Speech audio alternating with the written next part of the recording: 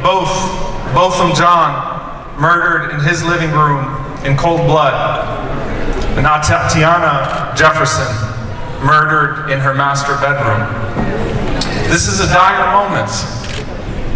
I want to start off with two statements from American heroes. The Reverend Dr. Martin Luther King Jr. spoke to this moment against fear.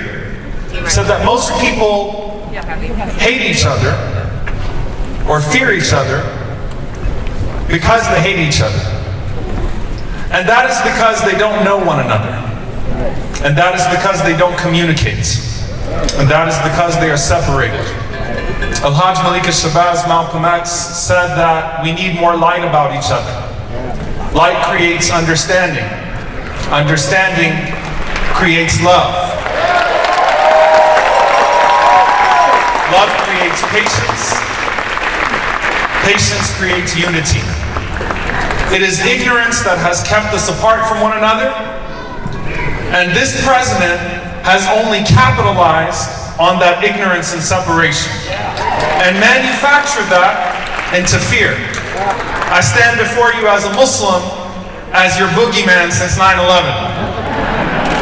And I want to talk about those manufactured fears for a moment. Those manufactured fears have been turned into radicalizing hate. That radicalizing hate sent a white supremacist terrorist to Tree of Life Synagogue in Pittsburgh to murder innocent Jewish worshipers because they were hosting Syrian Muslim refugees.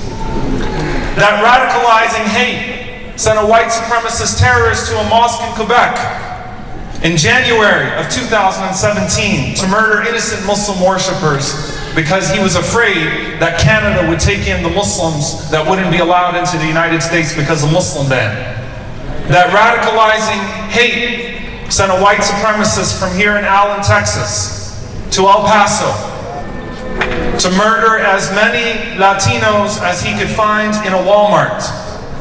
That radicalizing hate was exported to Christchurch, New Zealand, which has never had a mass shooting, where a terrorist inspired by our president walked into a mosque and murdered over 50 innocent worshipers. I went to Christchurch and led those prayers and helped put those bodies into the ground. But there's the body of a woman that's precious to us all that still has not been buried. A Tatiana Jefferson. Tay has not been buried yet.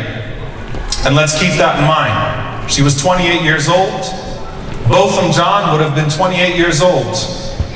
Colin Kaepernick was 28 years old when he last played in the NFL.